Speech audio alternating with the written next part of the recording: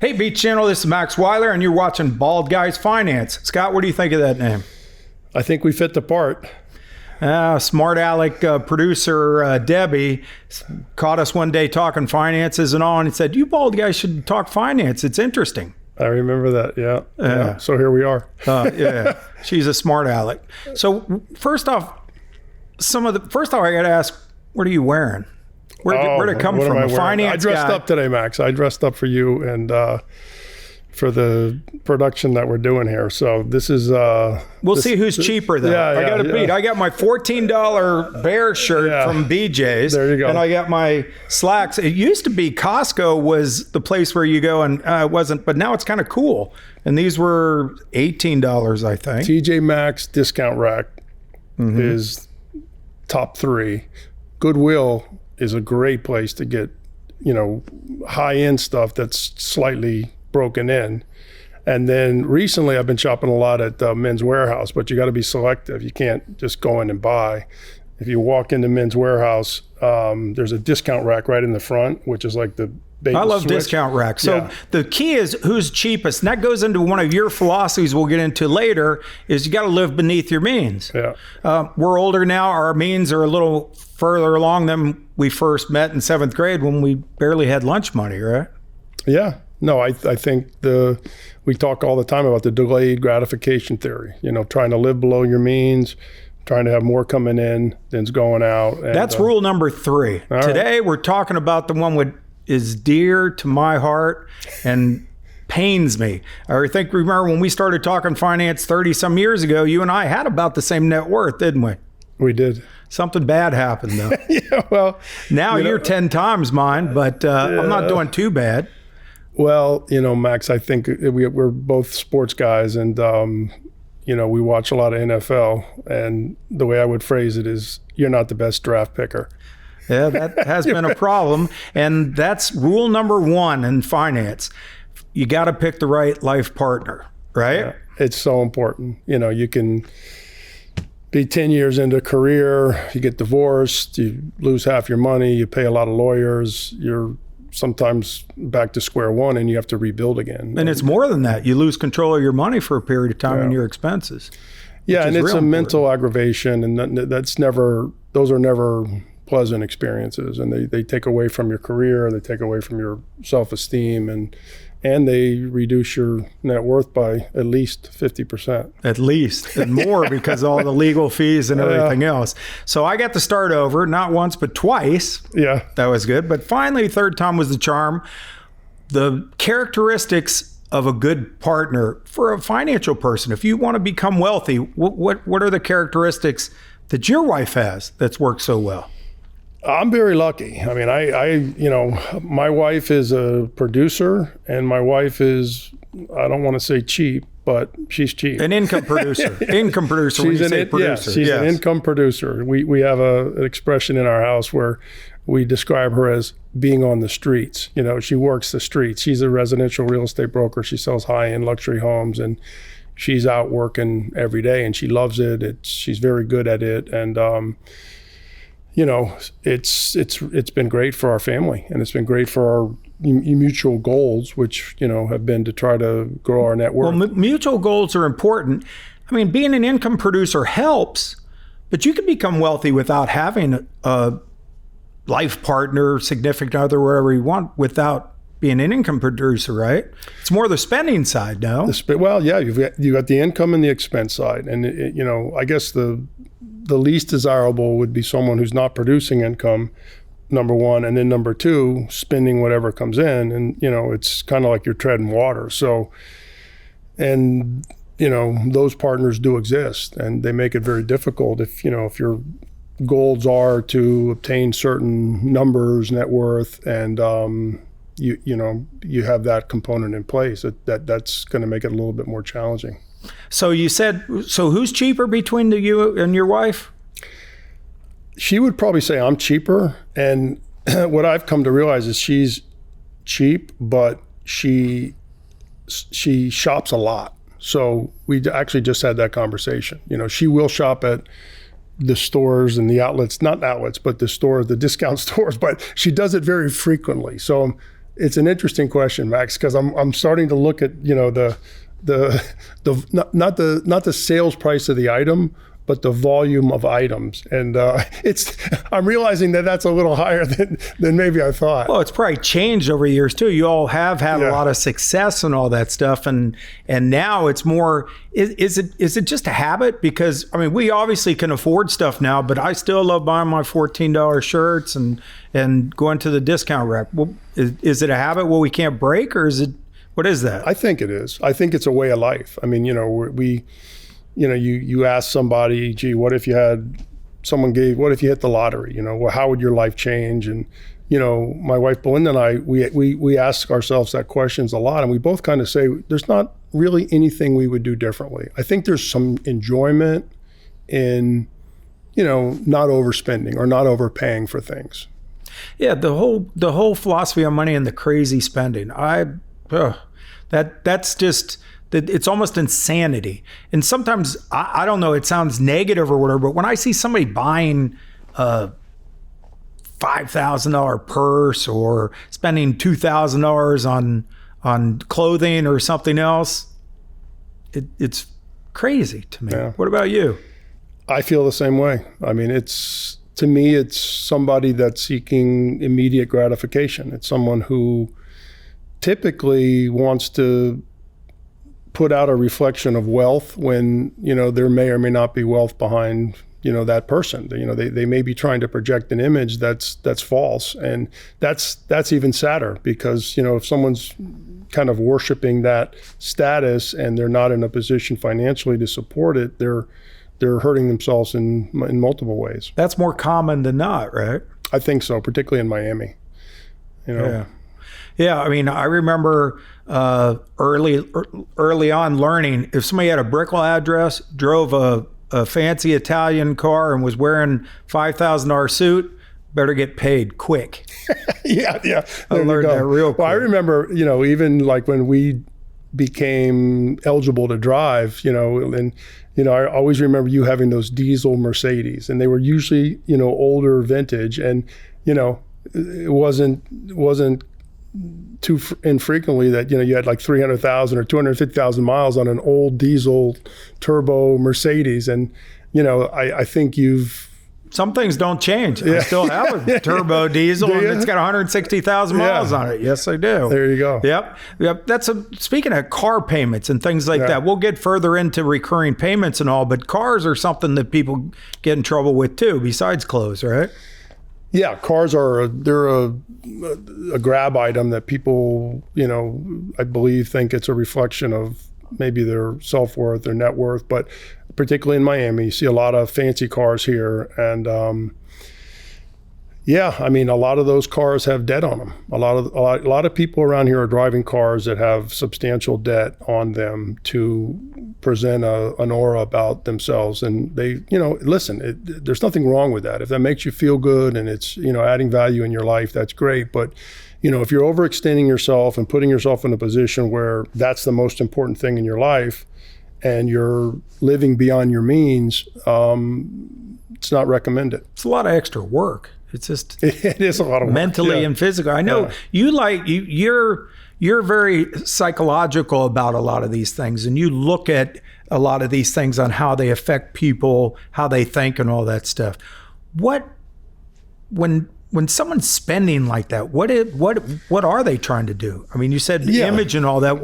Is there something else there? I think they're trying to fill some void in their life, Max. I think they're trying to fill some deficit or some negative story that they've told themselves or someone else has told them. Maybe they grew up in a poor household, and maybe their parents had financial challenges, and maybe they looked down upon, or they felt that people looked down upon them. So, you know, it may be something where they're trying to overcome that or overcompensate. And so, you know, but they're the easiest people to read, you know, when you see somebody and that's like the center of their life is that luxury item that they have. I would say the majority of the time, if they're talking about it, if they're showing it off, there's probably more to that story than meets the eye. All right. So now I can see some of our friends, some of the people we grew up, maybe they don't know us as well. They're going, Max's father was a successful talent and was in TV business. They had lots of money growing up. He inherited money. Oh, Scott's father was a famous track guy and a doctor and all that. He inherited money. That's not true, right? Neither one of us inherited money. No, that's not true. I mean, it's interesting because my father's parents, and I thought about this, Max. My father's parents, my grandmother, they grew up in the Depression. You know, they lived in a poor town in New Jersey, Paterson, New Jersey. They were both uneducated. My grandfather was a house painter. My grandmother didn't work, and so they lived very austere lives. And that mentality is what my father grew up in. You know, and so my father was very, talk about cheap. He was very cheap as well. But I remember he had a different car every other week. He did. And I'm not going to say he was like some of these folks that we're talking about, but, he became a doctor. And, back then doctors were rewarded more than they are today. I think doctors are candidly underpaid these days because there's so many middlemen or middle people between what the doctor does and what they get compensated. But back then, it was all direct. And so my dad did, make some good money, and he loved sports cars. He loved them. I remember he'd want to show it off all the time. Yeah. And I remember one time he showed up with a brand new Mercedes sports car of some sort, but it was a weird color. And your sister was giving him a hard time. Like, no wonder it was available. Nobody wanted that color. Well, I remember that same story. The salesman told my father, he goes, when he said, "What about this car?" He says, "There's an ass for every seat." And my dad bought that car. But yeah, my dad loved his cars. And my dad, but my dad lived well below his means. He was not a business person. He was, his practice was well. But no, he wasn't somebody who, he didn't leave money or leave me a big inheritance. I mean, my dad died, to say like 7 or 8 years ago. But, up till then, pretty much on my own. But yours is self-made. I mean, your story was, I remember you came from college and you bought a property and you lived in the utility closet or something and rented out the other part of the closet. Right? Yeah, that's what I did. In fact, I started investing. I got a scholarship to Duke to play football, and my parents did buy me a car, and that's the last dollar I took from them. I took that money. I took the car and sold it, and I put the money I got down on a duplex, and I ended up meeting a developer at Duke who kind of mentored me through this whole real estate process. And but I ended up buying. Well, let's talk about that for a second. The goal is to be wealthy. I mean, there's two paths. We both have taken different paths, but one thing is common: you acquire assets that produce income, right? Yeah, that's one way to do it. Yeah. The other way to do it is have some level of luck involved and make some speculative investment that hits. But, that's not a sustainable model. I think having a plan at a young age is the highest probability of success. Yeah. And one of the first plans is for the youngsters who are starting out. And the first thing, I mean, it's a lot of the other financial advisors and everything else going. And I think we give better advice because we're not getting paid. We're not making any money off selling anything or anything else. We're just giving life experience of accumulating this money.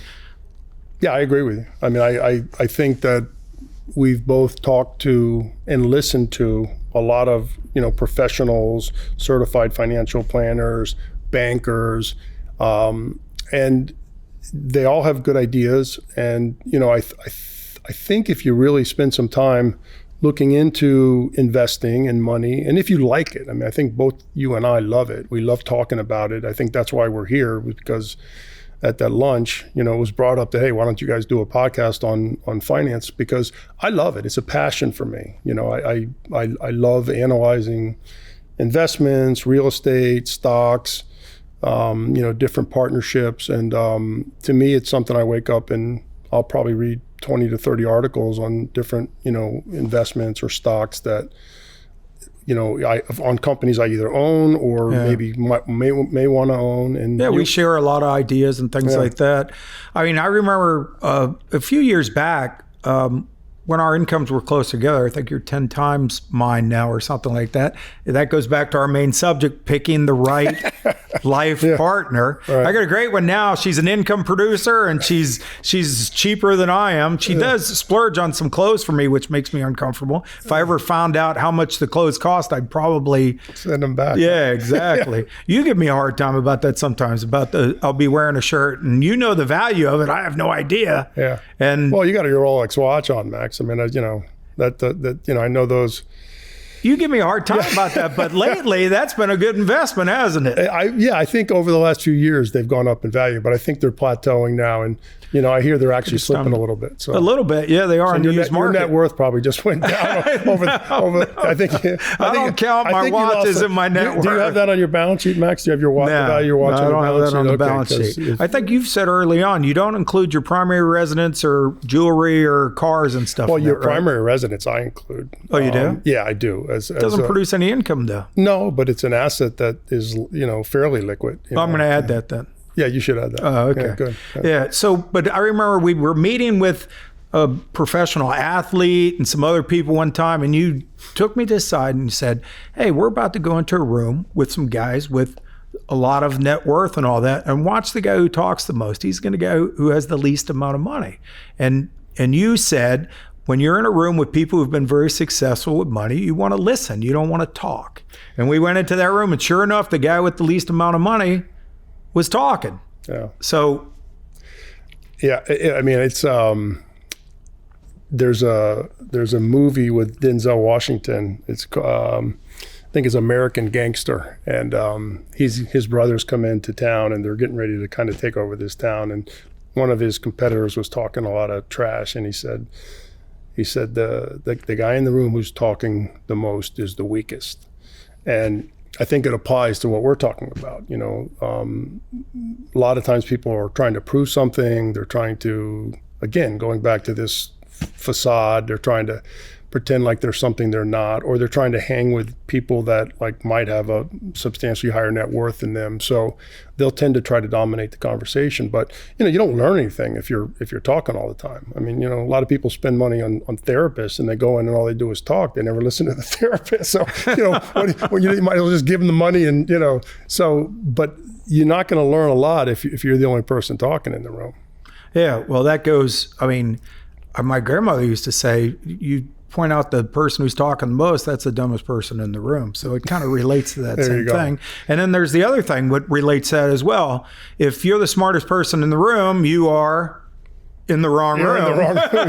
Yes, exactly. So those are all things. Yeah. I mean, to become wealthy and all that stuff, we're going to go through some of our other rules going forward on this whole series. Let me interrupt you 1 second, Max. On the talking about money, I think it's an interesting topic because there's a lot of people that will never talk about money. And I used to be like that. There was a period for much of my life where I would never share anything with anybody. And it got to the point where I wasn't learning anything. And it is a risk to sit down with someone who, hopefully you trust and hopefully you respect, and to talk about specific financial data, net worth, income, potential investments. A lot of people were brought up and raised not to talk about money. It was taboo. Right. You don't talk about money at the dinner table. A lot of women, a lot of the fathers or husbands would talk to their sons, but not their daughters. And just in general, money, what do they say? Don't talk about politics, don't talk about money. And, but there's a point where talking about money is advantageous because you're not going to learn anything if you don't talk about things. And if you're not talking about specific things, you're not going to learn about specific things. And so you want to be able to open up and, with the right people, feel comfortable about sharing. And in some cases, it's sharing your personal investments, your bank statements, your net worth, and things like that. And you want to do that with people that, once you do that, it opens the door to get input because you might be doing something wrong. Well, that relates too to our topic. I mean, a lot of times people don't want to talk about it because it's a stress point in relationships. I mean, the number one reason why people get divorced is money. Yep. right? And in situations, I was making a lot of money, but when you got a crazy spender, it doesn't matter how much money you make, there's not enough. Yeah. People can outspend it. I mean, look at the pro athletes. Yeah. Some of these guys making 10, 12, $14 million a year and they go bankrupt. Yeah. Yeah, it's not about income, it's about spending. Yeah. And that's why you got to find the partner who agrees with you. You have to have the same philosophy. You can't change a person, can you, when it comes to money? I don't know, Max. I don't know if I Is it bad enough where you catch a credit report? Did you ever, when you dated somebody, did you check their credit report before you date them? No, I never did. I did. That's a go. After the second time, I certainly did. But what I found, Max, is people that have money problems always have money problems. Yes. And people who don't. It's, and there's like, you can track this back to different books and biblical things. And, there's a lot of things where people keep doing the wrong things over and over again. And, like insanity, they're getting the same results. But I can tell you 5 people in my life right now, and some of them are dear friends. And, every month they're fighting to make either that mortgage payment or the rent payment.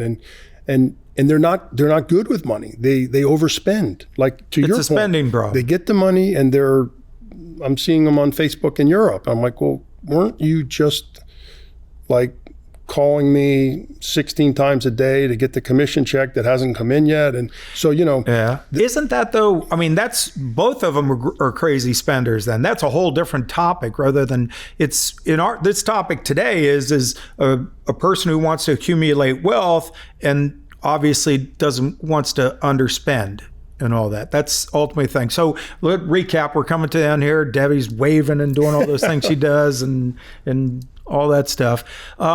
Basically, for young people watching or whatever else, you got to pick a good partner. The money, there's a lot of books on psychology of money. You've read a lot of those things. You've talked to me about the psychology of money, how people take it. It's very important. You're not going to change a crazy spender. And if they got bad credit problems, that's usually not going to change either. And you're not going to fix that. Yeah. So that on me, that turned out to be a very important part. It wasn't at the beginning, and that was a mistake. That was a big mistake. And having an income producer, that makes it even easier. It's nice having 2 oars in the water, right? Yeah. Yeah, I like it. Yeah. Yep, it works. So good first episode, All right. Scott. You sure this Bald Guy's Finance is the right name for this show? I think so. Oh, okay. I think so. You're not changing your hairstyle? No, I don't have a choice. Beach Channel, that's Bald Guy's Finance, and we'll see you next time.